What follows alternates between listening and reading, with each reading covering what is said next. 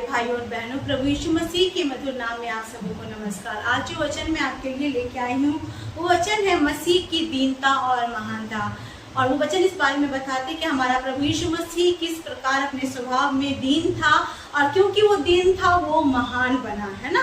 तो परमेश्वर जब हमें अपने पीछे चलने के लिए बुलाता है और हम उसके अनुयायी कहलाते हैं, डिसाइपल्स कहलाते हैं, हम उसके फॉलोअर्स कहलाते हैं, बिलीवर्स कहलाते हैं, तो हमारा भी जो है जो मकसद बनता है कि हम प्रभु की तरह दीन बन के हम भी अपने जीवन में महानता को देख सकें। आइए हम वचन को पढ़ते हैं। वो है फिलिपियों 2 का 1 से हम पढ़ेंगे। उसमें इस प्रकार से लिखा है, अतः यदि मसीह में कुछ शांति और प्रेम में ढाढ़स और आत्मा की सहभागिता और कुछ करुणा और दया है, तो मेरा यह आनंद पूरा करो कि एक मन रहो और एक ही प्रेम, एक ही चित्त और एक ही मनसा रखो। यहाँ पे वचन क्या कहता है कि हमें परमेश्वर के नाम से कैसे रहना है, एक ही मन का होना है, एक ही मनसा रखना है, एक ही चित्त रखना है। क्यों? क्योंकि प्रभु यीशु मसीह जब इस संसार में था तो वो किसी के प्रति कड़वाहट को नहीं रखता था, लेकिन वो ऐसा परमेश्वर था और आज भी है जो प्रेम से भरा हुआ था, जिसने हर एक के साथ प्रेम के संगति की, है ना। यीशु मसीह प्रेम से भरा हुआ था, उसने सबके साथ कैसी संगति की? प्रेम की संगति की। और उसमें क्या लिखा है, हम तीसरा वचन पढ़ेंगे, विरोध या झूठी बढ़ाई के लिए कुछ ना करो, है ना, पर दीनता से एक दूसरे को अपने से अच्छा समझो। हर एक अपने ही हित की नहीं परंतु दूसरों के हित की भी चिंता करे, है ना। क्या लिखा है? सबसे पहले कि एक दूसरे को अपने से अच्छा समझो और हर एक अपने हित के लिए ही नहीं लेकिन दूसरों के हित के लिए भी चिंता करे। फिर उसमें लिखा है, जैसा मसीह यीशु का स्वभाव था वैसा ही तुम्हारा भी स्वभाव हो, जिसने परमेश्वर के स्वभाव में होकर भी परमेश्वर के तुल्य होने को अपने वश में रखने की वस्तु ना समझा, वरन अपने आप को ऐसा शून्य कर दिया और दास का स्वरूप धारण कर लिया और मनुष्य की समानता में हो गया और मनुष्य के रूप में प्रकट होकर अपने आप को दीन किया और यहाँ तक आज्ञाकारी रहा कि मृत्यु, हाँ, क्रूस की मृत्यु भी सहली।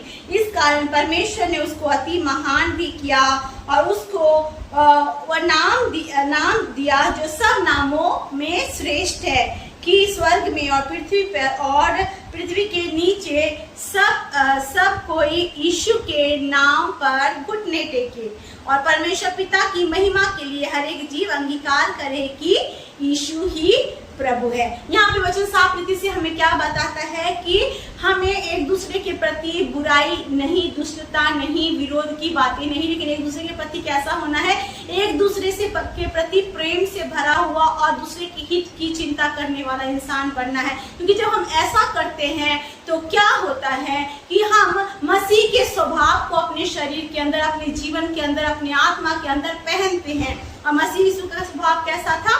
वो अपने आप को नम्र दीन बनाया, है ना। उसने अपने आप को परमेश्वर का रूप में होके भी दास का, है ना, वचन कहता है दास का रूप उसने धारण किया और जो परमेश्वर ने उसे बोला उस आज्ञा को उसने पूरा किया। हम अगर पढ़े प्रभु यीशु मसीह के बारे में तो लिखा हुआ है वचन में कि जब उनको पता था कि क्रूस की मृत्यु उन्हें सहनी है, उस समय वो प्रार्थना करते हैं गतसेमनी बाग में और वो प्रभु से कहते हैं, परमेश्वर अगर हो सके तो ये कटोरा मुझसे हटा दे, है ना।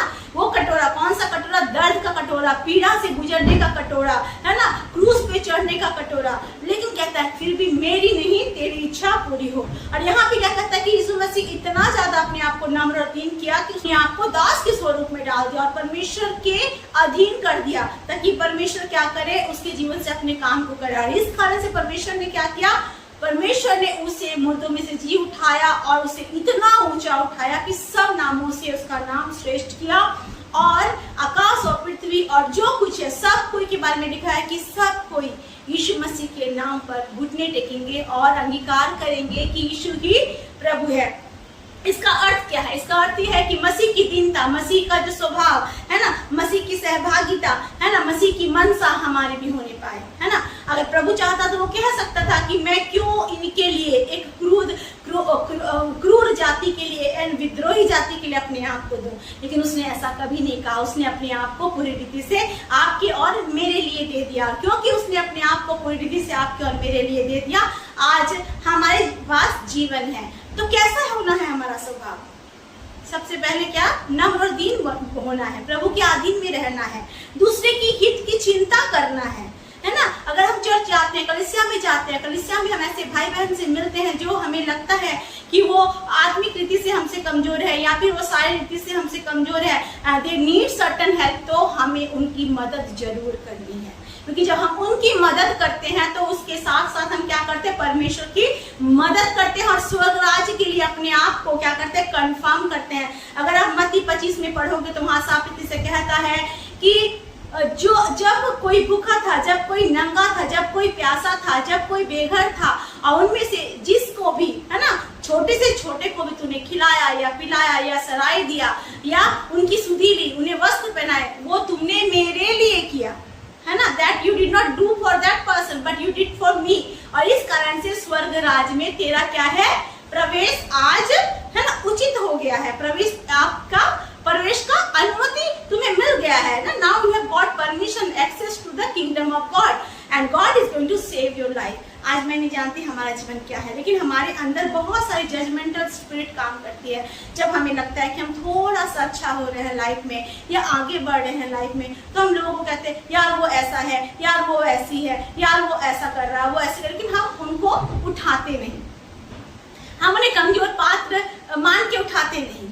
लेकिन आज प्रभु कहता है अपने स्वभाव को बदलो, अपने आप को नम्र और दीन करो, मेरे अधीन में करो, क्योंकि जब मेरे अधीन में तुम करोगे तो तुम मेरे स्वभाव को अपने अंदर रखोगे। फिर से मैं वचन को पढ़ना चाहूंगी जो कि साफ रीति से कहता है ना, हमें कैसा दूसरों को सोचना है। उसमें लिखा हुआ है हर एक जन, है ना, हर एक जन लिखा हुआ है ना, एक दूसरे को अपने से अच्छा समझे। हर एक जन कैसे समझे एक दूसरे को, है ना, क्या करे? एक दूसरे को अपने से अच्छा समझे, है ना, और उन्हें क्या, अपनी हित के लिए लेकिन दूसरों की हित की चिंता करे।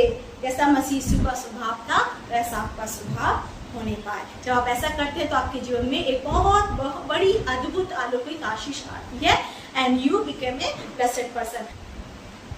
नीति वचन उसका 11 अध्याय, है ना, मैं आपके लिए निकालना चाहूंगी। नीति वचन उसका 11 का 25 पद पढ़ते हैं। नीति वचन 11 का 25 पढ़ते हैं तो उसमें लिखा है उदार प्राणी हष्टपुष्ट हो जाता है, जो दूसरों की खेती सींचता है उसकी भी सींची जाएगी। इसका अर्थ क्या है? इसका अर्थ क्या है? आप क्या सोचते हैं दूसरे की खेती सींचना? जब हम दूसरों की भलाई के लिए काम करते हैं, जब दूसरों को उठाते हैं, हम जब गिरते हुए लोगों को उठाते हैं, हम जब दूसरों के लिए कुछ करते हैं, है ना, उसकी हित के लिए काम करते हैं, एक ही मनसा के साथ, एक ही मन के साथ करते हैं, है ना, कि प्रभु कैसा चाहता है, what God would have thought about this person, है ना, मैं वैसा करना चाहता हूँ। जब आप ऐसा करते हैं तो पता है क्या होता है? आपकी भी खेती ऑटोमेटिकली सींची जाती है। आप दूसरों की खेती से हो तो परमेश्वर आपकी खेती को भी सींच देता है। मेरे प्रियो, मैं आपको एक गवाही बताना चाहूंगी। वो गवाही बहन थी जो प्रभु से बहुत प्यार करती थी और वो सोचती थी कि जब उसके जीवन में कुछ ऐसा काम होगा, जब परमेश्वर उसे आशीष देगा, जब वो उन आशीषों को उन लोगों के साथ बांटने चाहेगी जो कि जरूरतमंद है, गरीब है और नीडी है। तो वो हमेशा परमेश्वर से प्रार्थना करती थी, परमेश्वर मेरे लिए रास्ते खोल ताकि मैं इनकी मदद कर सकूँ। और ऐसे करते करते वो सोचती थी कब वो दिन आएगा जब मैं इनकी मदद कर सकूंगी। एक दिन जब उसने वचन पढ़ना स्टार्ट किया तो वचन में जब साफ रीति से लिखा हुआ है, जैसे मैंने अभी बताया मत्ती 25 में, कि अगर आप किसी को एक प्याला पानी भी पिलाते हो प्रभु यीशु मसीह के नाम से और आप उन्हें उनके रिफ्रेश करते हो या आप उनकी छोटी से छोटी जरूरतों को पूरा करते हो, तो वचन क्या कहता है कि तो आप अपने प्रतिफल को कभी नहीं खोगे, है ना। तो देन शी स्टार्टेड थिंकिंग कि प्रभु इतना तो मैं कर ही सकती हूँ। फिर थोड़ा थोड़ा जो भी उसके साथ उससे होता था, उस बहन से वो हर एक की मदद करती थी, हर एक की मदद करती थी। वो प्रभु के लिए दान निकालती थी, लोगों के लिए जरूरत के सामान निकालती थी, और जिन बहनों को कुछ जरूरत चाहिए था, भाइयों को चाहिए था, कोई बीमारों को चाहिए था, वो थोड़ा थोड़ा, है ना, उनके पास बहुत नहीं होता था वो सिस्टर के पास, तो जो जितना थोड़ा होता था वो सब सबके लिए करती थी। जब वो ऐसा करती थी तो उसने अपने जीवन में एक बड़ी आशीषों को प्रभु की ओर से देखा। परमेश्वर ने उसे बहुतायत से अपनी आशीषों से भरा। और एक ऐसा समय भी आया जब वो हैन की परिस्थिति खराब हुई और वो अपने घर पे बैठ गई और उसके पास कोई नौकरी नहीं था, उसके पास कोई सोर्स नहीं था।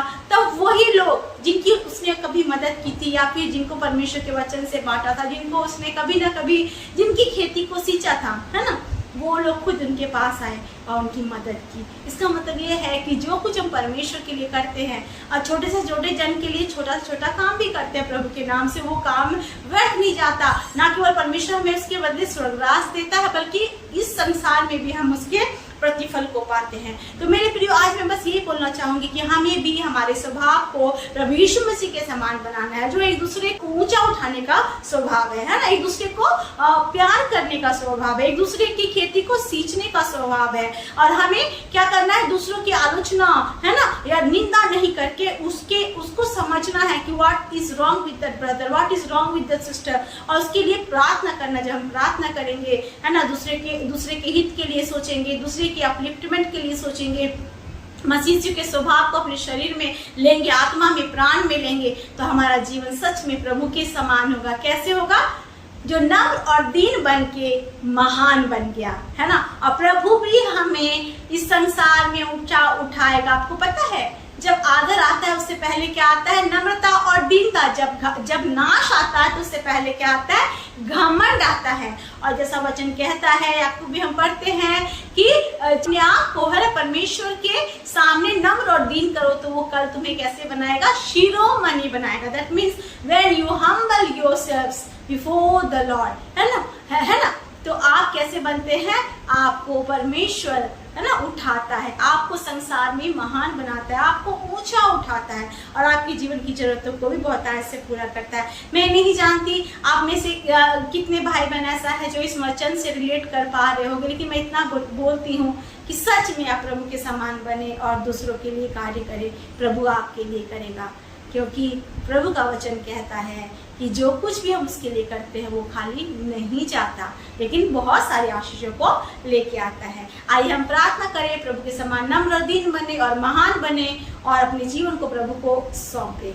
अनुग्रहकारी महान परमेश्वर पिता, नम्र दीन होकर आपके चरणों तले आते प्रभु, आपका धन्यवाद करते इस वचन के लिए पिता।